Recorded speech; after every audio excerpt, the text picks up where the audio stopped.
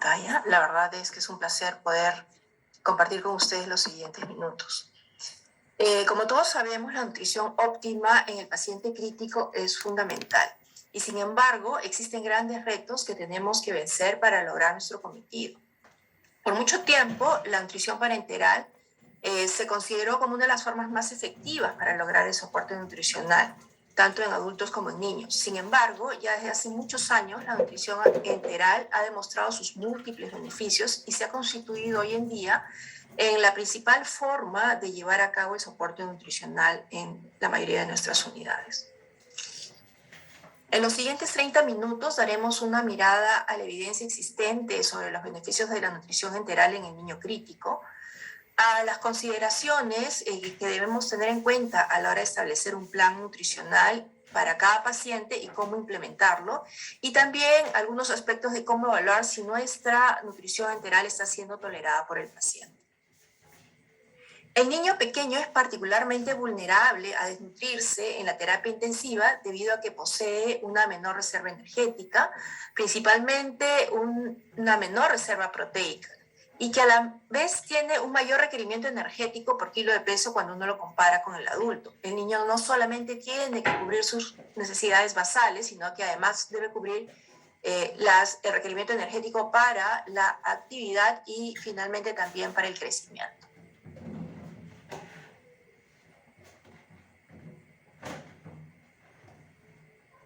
No sé si se está viendo bien mi pantalla. Sí, doctora, se ve bien. Ok, perfecto. En el niño crítico, a esta vulnerabilidad hay que agregar además que dependiendo de la etapa de la enfermedad pueden haber alteraciones metabólicas que dificulten el uso de estos nutrientes aportados, que además puede haber un gran catabolismo en relación al tipo y a la severidad de la injuria, y finalmente también puede verse comprometido el aporte de nutrientes debido a la gran complejidad de la atención y la condición del pequeño. Aquellos pacientes que tienen más riesgo de desnutrirse durante su hospitalización son los niños menores de 2 años, aquellos niños con estancias hospitalarias prolongadas, los que ingresan a ventilación mecánica y particularmente los niños que tienen cardiopatías, ya sea congénitas o adquiridas, y los grandes quemados. Entonces, realmente hay que poner mucha atención particularmente en esta población.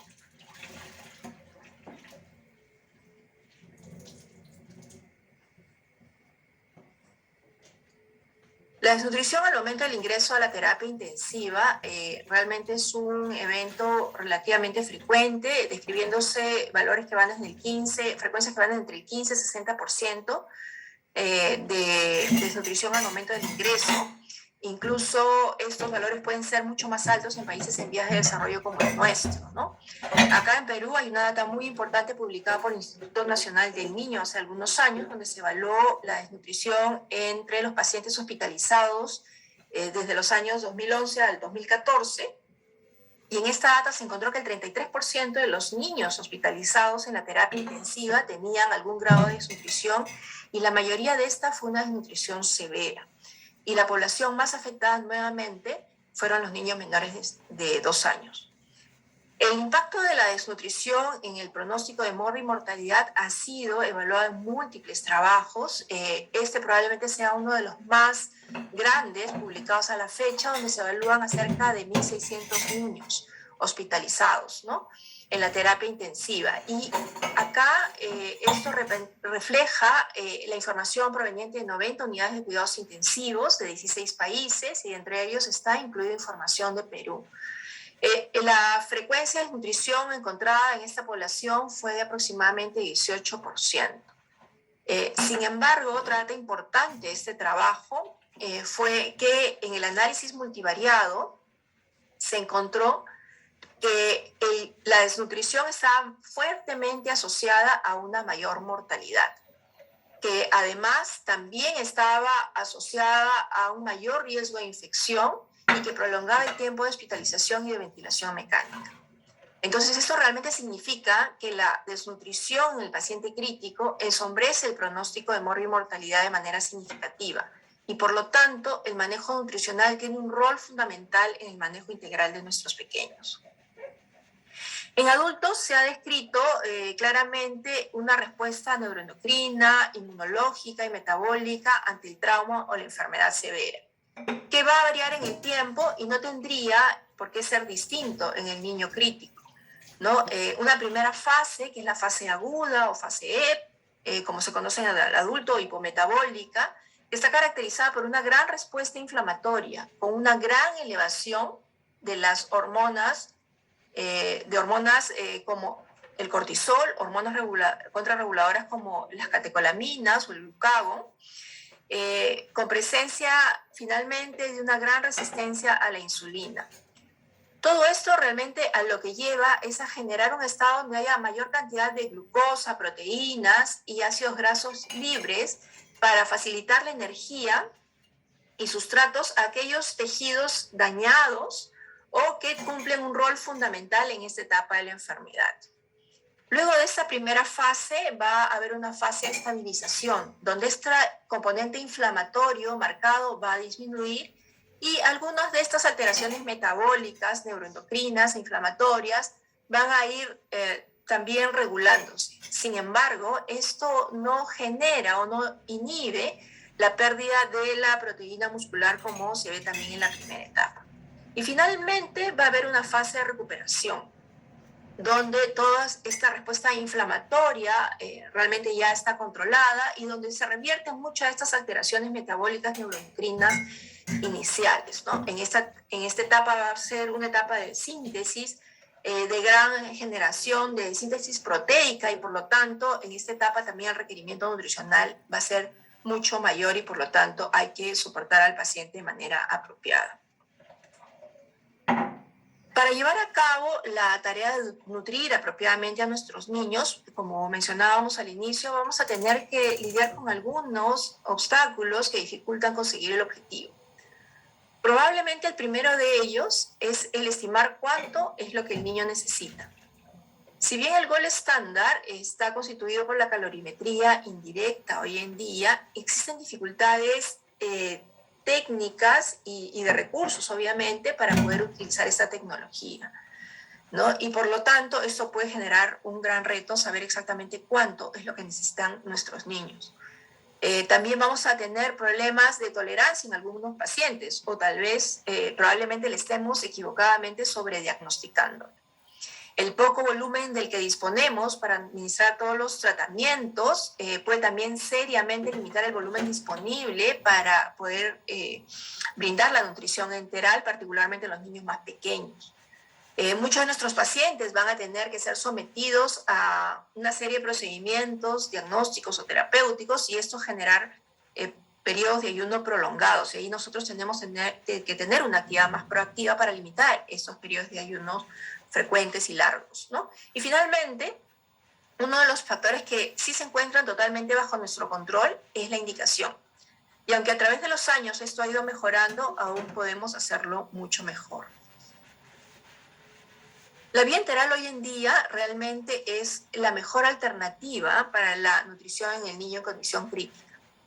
Esta es obviamente más fisiológica, mantiene además un efecto trófico sobre la superficie intestinal con todos los beneficios que ya sabemos de la nutrición trófica, estimula el sistema inmunológico intestinal y así eventualmente podría disminuir algunas de las posibles complicaciones del paciente crítico, incluyendo las infecciosas.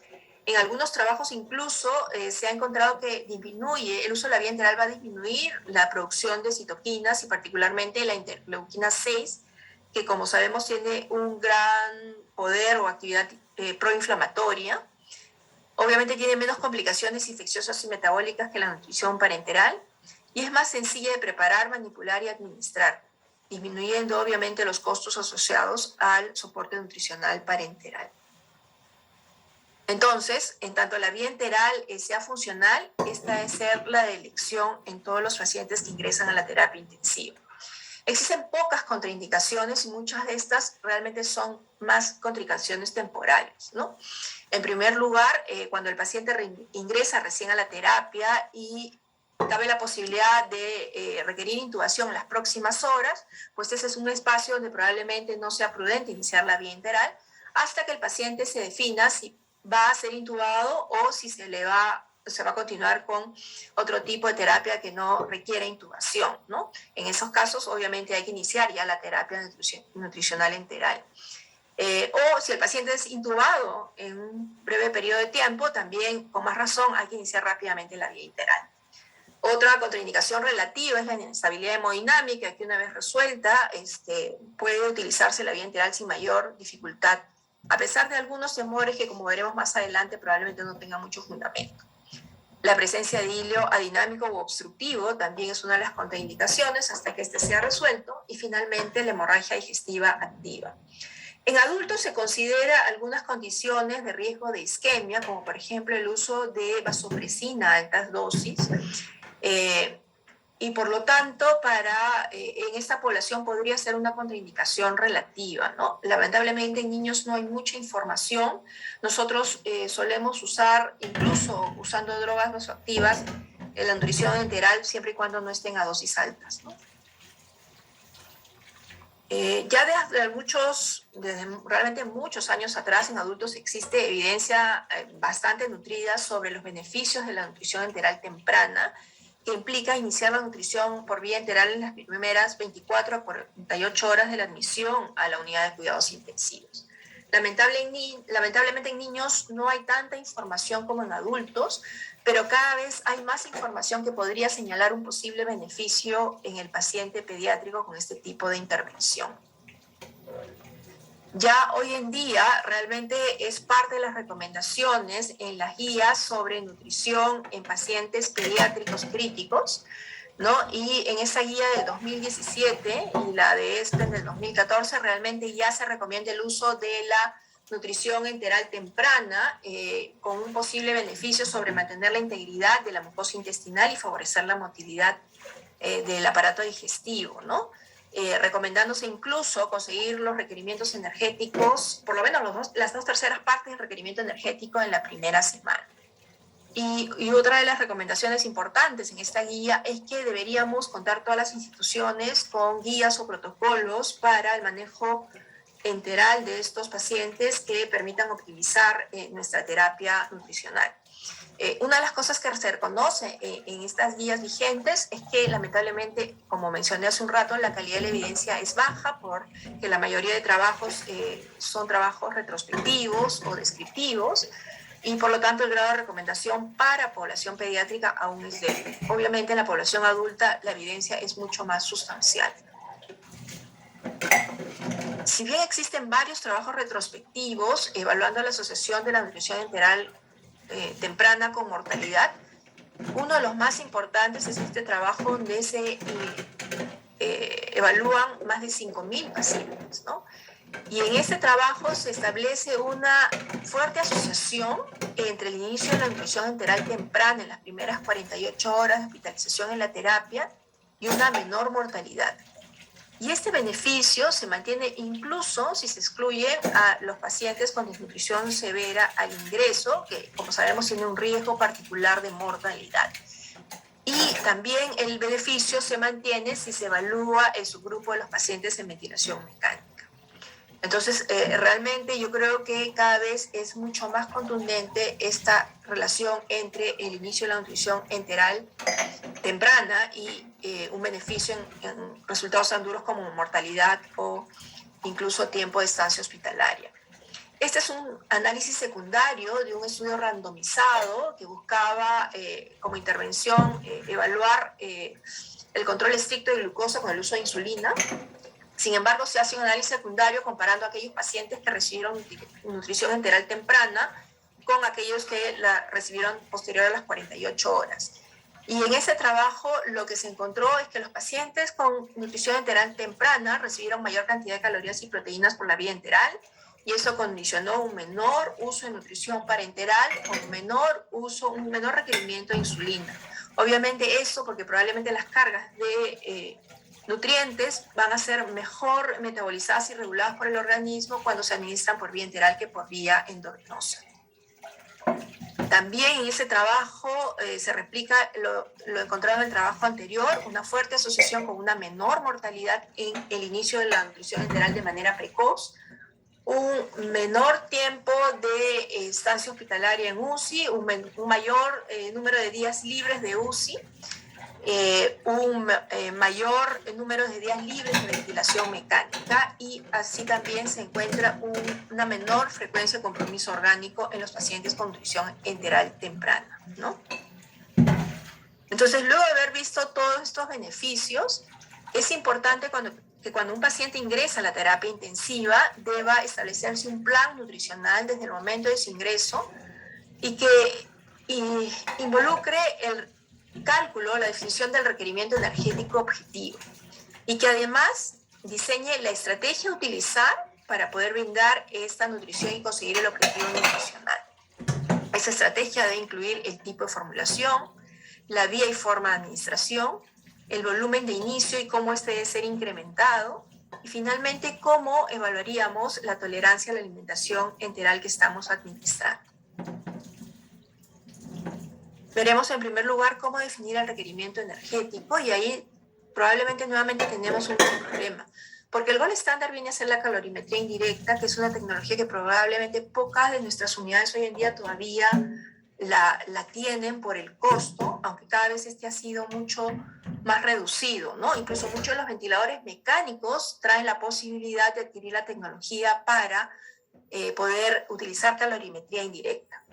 Sin embargo, no solamente es un problema de costo, sino que además técnicamente el paciente obviamente tiene que estar en ventilación mecánica, tiene que tener un FiO2 menor al 60% y tiene que haber menos del 10% de fuga alrededor del tubo para poder hacer una medida confiable, ¿no?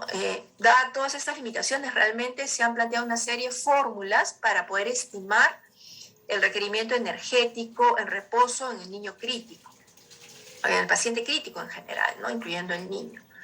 De todas estas fórmulas, realmente se ha visto que tienen poca correlación cuando se compara con la calorimetría indirecta. Sin embargo, dentro de estas, la que mejor rendimiento tiene es la fórmula de Schofield, particularmente la fórmula de Schofield que considera solamente el peso, ¿no? Y es la que se recomienda hoy en día en varias de las guías internacionales, incluyendo americanas y europeas. Sin embargo, hay que tener en cuenta también que cuando se evalúa esta fórmula de Schofield, más o menos en el 50% de las mediciones puede haber una variación de un 15% entre lo estimado con la fórmula de Schofield y lo calculado, y lo medido con la calorimetría indirecta, ¿no? Entonces uno puede estar sobre o subestimando el requerimiento energético. Sin embargo, a pesar de estas limitaciones, es fundamental establecer siempre el objetivo nutricional desde el ingreso, ya sea medido o estimado a través de una de estas fórmulas, ¿no?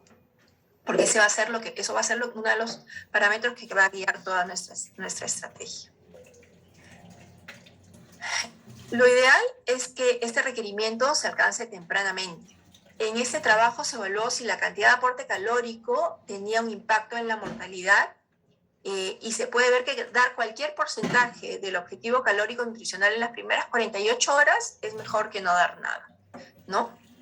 Sin embargo, cuando se compara, si se da menos del 25% del objetivo nutricional o se da entre el 25 y el 100% del objetivo nutricional, realmente el dar entre el 25 y 100% del objetivo nutricional en las primeras 48 horas tiene mayor beneficio que darle menos del 25%, ¿no? Es por eso que la mayoría también de recomendaciones recomienda por lo menos llegar a las 2/3 partes del requerimiento energético en reposo rápidamente y por lo menos mantenerlo durante la primera semana, tal como lo recomienda la guía del 2017, ¿no? En general, lo que uno trata siempre es de conseguir este requerimiento energético en las primeras 48 horas y, de ser posible, llegar al 100%, o por lo menos mantener 2/3 partes de este requerimiento energético durante la primera semana.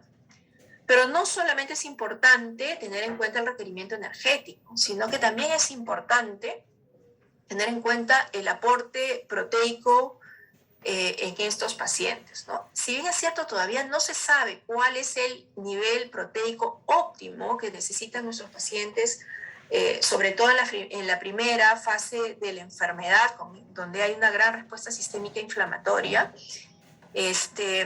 Sí, lo que se ha visto en múltiples trabajos es que un aporte por debajo de 1.5 gramos por kilo por día se ha asociado a un balance negativo con una pérdida de masa muscular importante que además se asocia a un peor pronóstico en el paciente crítico, no solamente de mortalidad, sino también de morbilidad. Y a pesar que la evidencia en este caso se basa fundamentalmente en trabajos de tipo observacional, el grado de recomendación es fuerte. Entonces, no solamente miremos cuántas calorías estamos dando, sino también preocupémonos por lo menos suplementar 1.5 gramos por kilo por día en nuestros pacientes en condición crítica. Entonces, podríamos resumir que es importante realizar una evaluación nutricional al momento del ingreso, plantear claramente los objetivos nutricionales, ya sea a través de la medición con la calorimetría indirecta idealmente, o si no es posible, utilizar una fórmula de Schofield, fundamentalmente utilizando el peso, que debe cubrirse por lo menos las 2/3 partes al 100% del requerimiento energético, idealmente en las primeras 48 horas, y mantenerlo por lo menos durante la primera semana, y asegurar un aporte proteico mínimo de 1.5 gramos por kilo por día en estos pacientes en la terapia intensiva. Tenemos múltiples alternativas para poder brindar esta terapia y alcanzar el objetivo nutricional. Tenemos fórmulas donde los macronutrientes están intactos, que son nuestras fórmulas poliméricas. Existen de diferentes tipos, marcas disponibles en el país. Para la población pediátrica específica tenemos pocas, adultos tienen más. Sin embargo, hay que conocerlas y hay que ver cuál de ellas disponemos en nuestras instituciones para poder optimizar su uso en los pacientes críticos. En algunos casos podríamos requerir fórmulas donde los macronutrientes estén hidrolizados, que son las fórmulas oligoméricas, y estas obviamente van a ser utilizadas solamente en algunos pacientes, no es la regla, es lo menos frecuente. Y recordar que los módulos, ya sea de carbohidratos, proteínas o lípidos, realmente son una herramienta importante para poder optimizar el aporte calórico proteico, sobre todo cuando tenemos volúmenes muy restringidos para poder brindar la terapia. Finalmente, también existen fórmulas especializadas, como aquellas, por ejemplo, para los pacientes renales o con enfermedades pulmonares crónicas, aunque estas son más están calculadas, hechas más para el requerimiento de adulto que con un perfil pediátrico. Para seleccionar la fórmula hay que tomar en consideración dos grandes aspectos. En primer lugar, la edad del niño y cómo se encuentra la función gastrointestinal del paciente. Si la función gastrointestinal es normal, en general en el lactante, recordar siempre que la leche materna es una excelente opción para brindar el soporte nutricional, y ahí podríamos utilizar con mucha facilidad los módulos para lograr el objetivo nutricional planteado.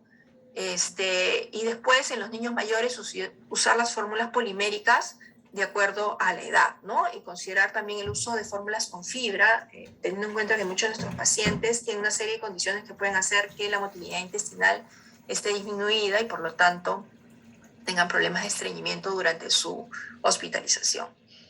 En aquellos que tienen una función gastrointestinal alterada, pues podríamos seleccionar algunas fórmulas más específicas, ¿no? Sin embargo, probablemente sean el menor porcentaje de pacientes en la terapia intensiva. Nuevamente, para resumir, utilizar siempre la leche materna en tanto sea posible. Es importante conocer las fórmulas de las que disponemos en nuestras instituciones y lamentablemente a veces tenemos limitaciones con la disponibilidad de fórmulas, pero incluso con aquellas que disponemos podemos a través de una serie de estrategias poder optimizar la densidad calórica y por lo tanto conseguir los objetivos nutricionales, ¿no? Seleccionar la mejor fórmula que se adapte a la edad del paciente, a la condición del niño y al requerimiento energético planteado. Una recomendación hoy en día muy clara es no usar fórmulas diluidas. En general, lo que se recomienda es siempre empezar con las formulaciones estándar de las fórmulas tanto poliméricas como oligoméricas. Se consideran realmente estas formulaciones realmente como fármacos, y por lo tanto a nadie se le ocurriría diluir un fármaco para su uso, ¿no? Tampoco se recomienda el uso de soluciones glucosadas, ya que todo esto lo único que hace es realmente retrasar el conseguir el objetivo nutricional tan importante en estos pacientes, ¿no? Con respecto a la vía de administración, utilizaremos gástrica, pospilórica. Realmente no hay mucha evidencia que señale que una tenga alguna ventaja con respecto a la otra en términos de mortalidad, en tiempo de estancia hospitalaria o de complicaciones como neumonía asociada a ventilación. Probablemente una de los beneficios del uso de la sonda pospilórica, viste en un trabajo en pediátrico, realmente es un solo reporte, es que permite mantener el requerimiento nutricional de manera más sostenida en los pacientes de ventilación mecánica, ¿no? Y es por eso que, por ejemplo, nosotros la venimos utilizando hace muchos años, casi de manera instantánea. Las enfermeras tratan de colocar la sonda pospilórica y tienen además mucho éxito en esta tarea, ¿no? Son expertas colocando sondas pospilóricas con el método pasivo, que es el que nosotros utilizamos, ¿no? Uno de los problemas realmente de usar sonda pospilórica es que en algunos trabajos se ha visto que puede retrasar el inicio de la nutrición enteral a 24 horas, ¿no? Para tratar de conseguir que la sonda esté justamente en la localización recomendada. Sin embargo, lo que nosotros hacemos es comenzar con la sonda en una colocación gástrica e ir avanzando progresivamente la sonda hasta conseguir que esté en pospilórica, pero comenzamos la alimentación desde que la sonda está en estómago, ¿no? Y con esto nos va realmente bastante bien para conseguir los objetivos nutricionales. Entonces, probablemente la mayoría de nosotros va a comenzar con una alimentación gástrica en bolos, a intervalos regulares, tratando de respetar siempre estos ciclos de reposo gástrico, generalmente en las noches, para hacerlo lo más fisiológico posible, ¿no? Si el paciente no tolera ese tipo de administración, podemos pasar a una infusión gástrica y en algunas ocasiones a la pospilórica, siempre en infusión continua, sobre todo en aquellos pacientes con muy poca tolerancia o que se considera que tienen un alto riesgo de aspiración, ¿no? Sin embargo, nuevamente acá enfatizar que la vía de administración que se escoja no debe nunca retrasar el inicio de la alimentación. Con respecto a con cuánto comenzar y qué tan rápido subir, realmente no hay mucha información sobre esta área. Cuando uno evalúa cuál es la práctica de los intensivistas con respecto a cómo incrementar la nutrición, realmente solamente hay algunos trabajos como este hecho en Latinoamérica, donde la mayoría de intensivistas reportaron que empezaba la nutrición enteral de manera temprana, en las primeras 24 horas, y que la mayoría buscaba brindar más del 50% del requerimiento energético cercano al tercer día y más del 75% alrededor del quinto día. O sea, de eso podríamos concluir que realmente tenemos siempre el objetivo de tratar de optimizar el aporte calórico en estos pacientes de manera temprana, ¿no? Sin embargo, no hay estudios que comparen realmente un esquema de incremento, de inicio de incremento mucho más rápido de uno u otro esquema, ¿no? Nosotros lo que hacemos, particularmente en la unidad, es seguir una recomendación que viene de adultos, que es tratar de conseguir el 50% del requerimiento energético en las primeras 24 horas y llegar al 100% en las siguientes 48 horas. Obviamente esto implica programar cada cuánto tiempo se van a hacer los incrementos del volumen aportado, ¿no? Algunos consideran más bien utilizar volúmenes, comenzando con 0.5 a 1 mililitro por kilo por hora, con incrementos que van de cada 4 a 6 horas hasta obtener el requerimiento energético nutricional, ¿no? Y finalmente es importante evaluar si nuestro paciente está tolerando la nutrición enteral. Y realmente acá es también, creo yo, importante el saber que con mucha frecuencia nuestros pacientes en terapia intensiva van a tener interrupciones de este soporte enteral, ¿no?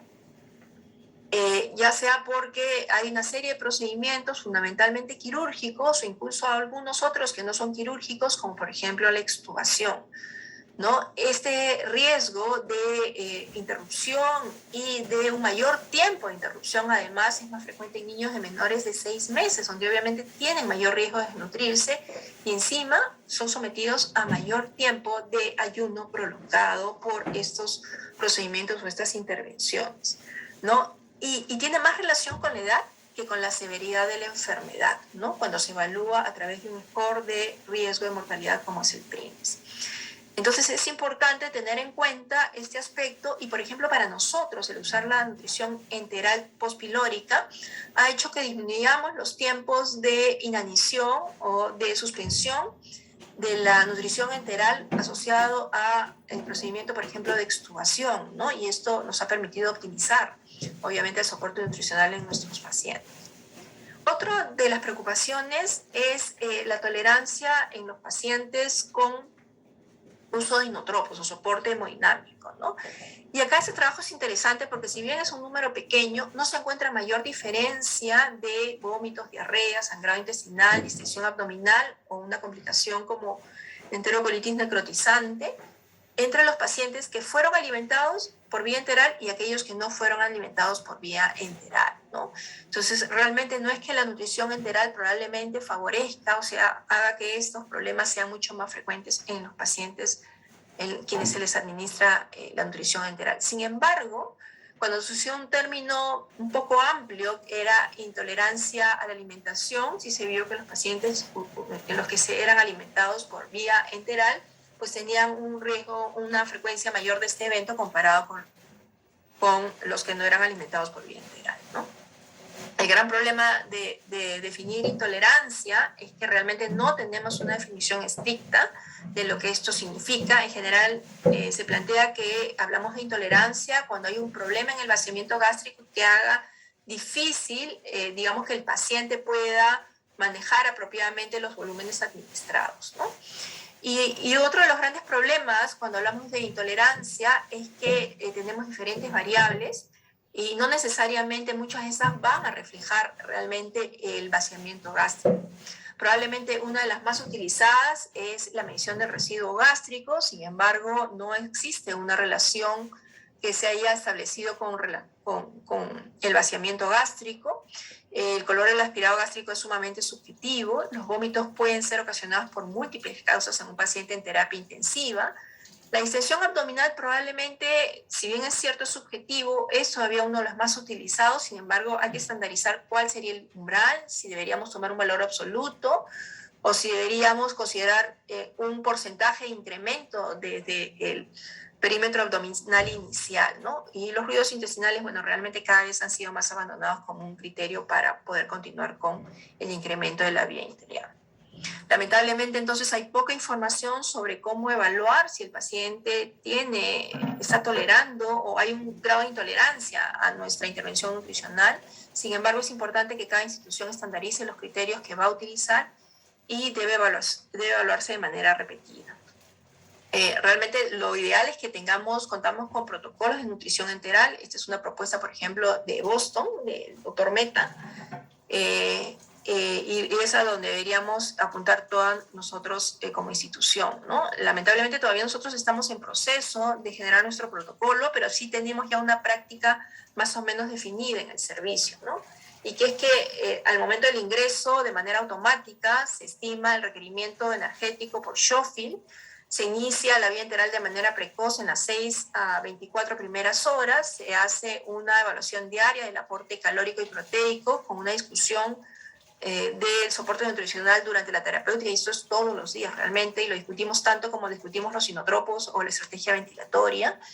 Y hacemos una evaluación nutricional periódica, fundamentalmente con parámetros antropométricos. Cuando no podemos pesar al paciente, utilizamos mucho la circunferencia y ahora estamos utilizando los pliegues cutáneos, ¿no?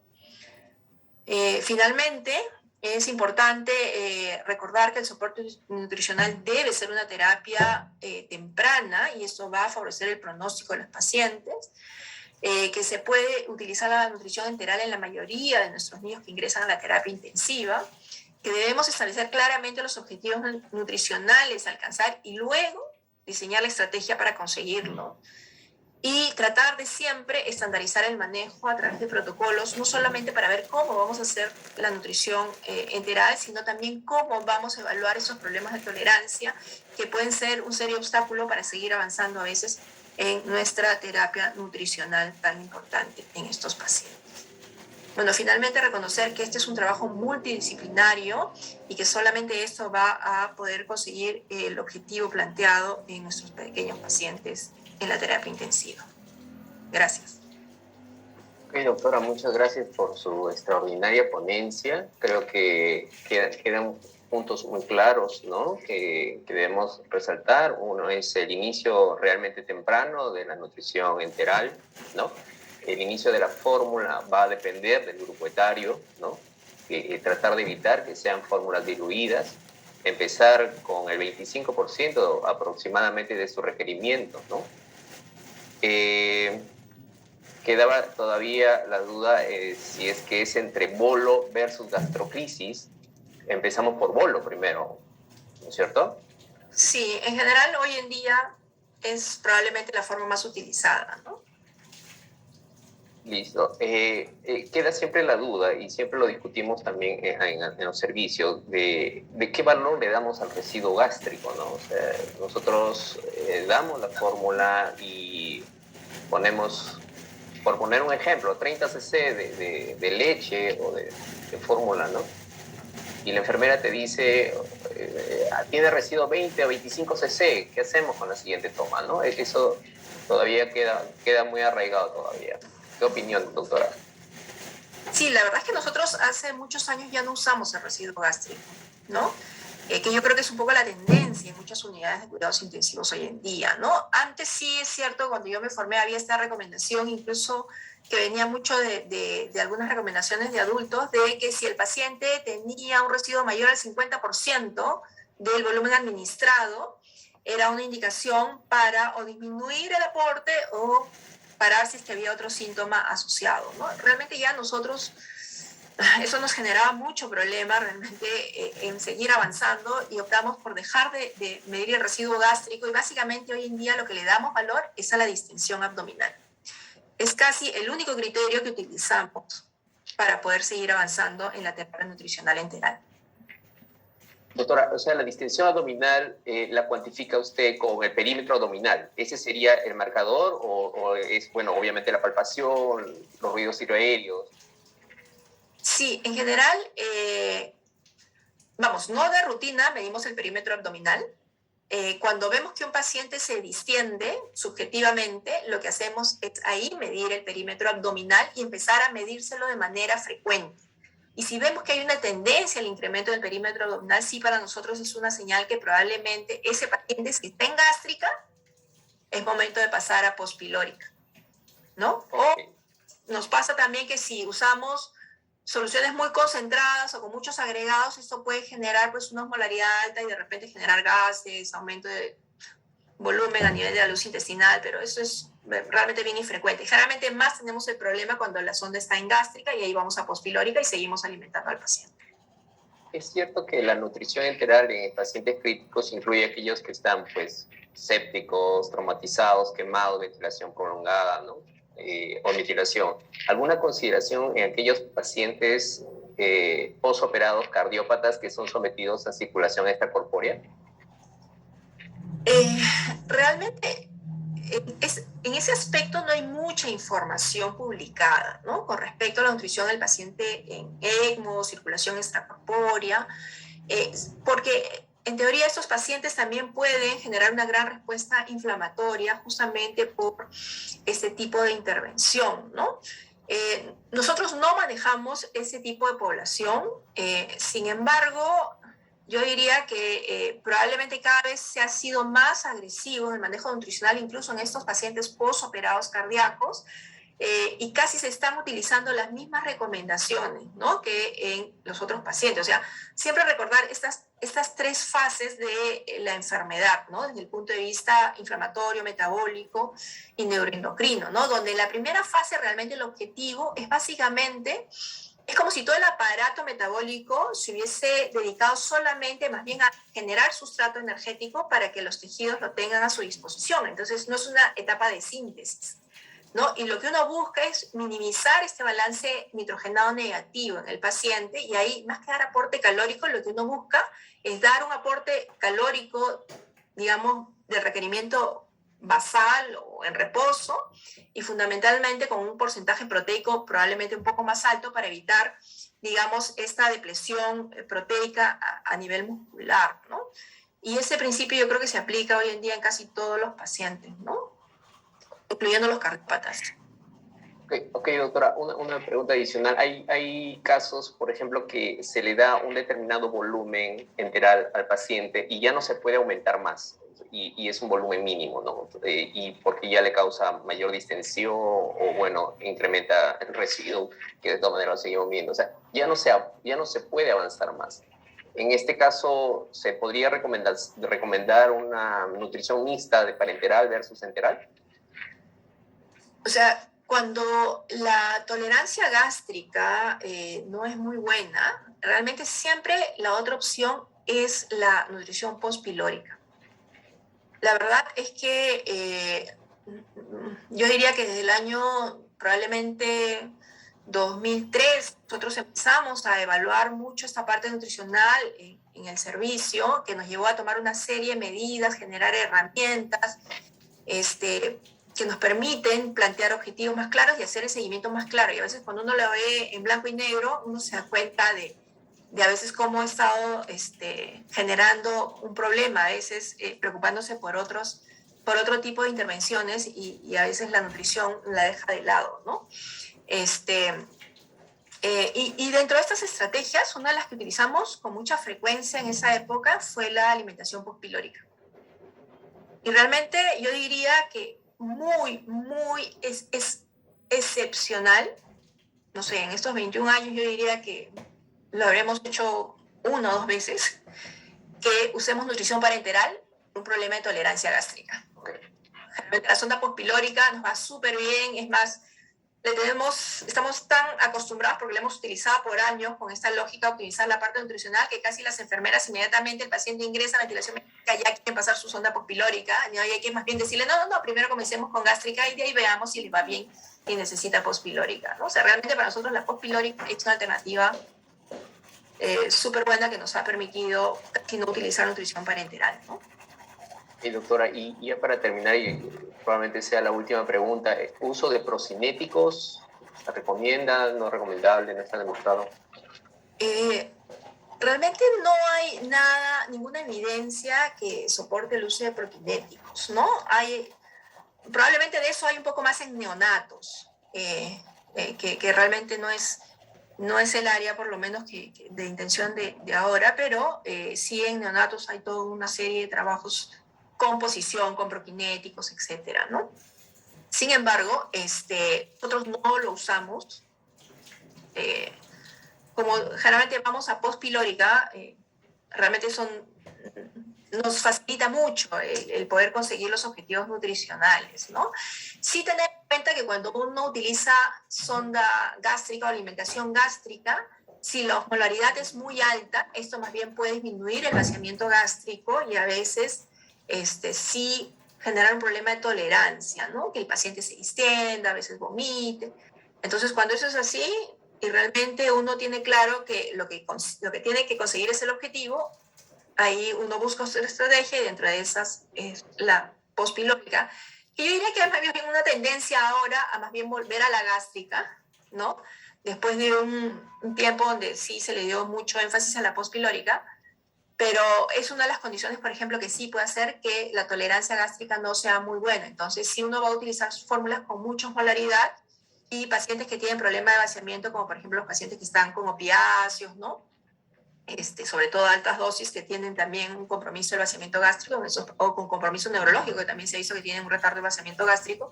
Entonces, de repente, en esos pacientes, uno podría recurrir a la postpilórica mucho más rápido para poder avanzar en la nutrición enteral, ¿no? Queda muy claro, doctora. Le agradecemos mucho la ponencia, ha sido muy clara, muy contundente, datos muy precisos. A nombre del Comité Ejecutivo del Cuerpo Médico le agradecemos y le hacemos de conocimiento que le llegaremos a alcanzar su certificado de ponencia. Muchas gracias, doctora Rosa. Muchas gracias.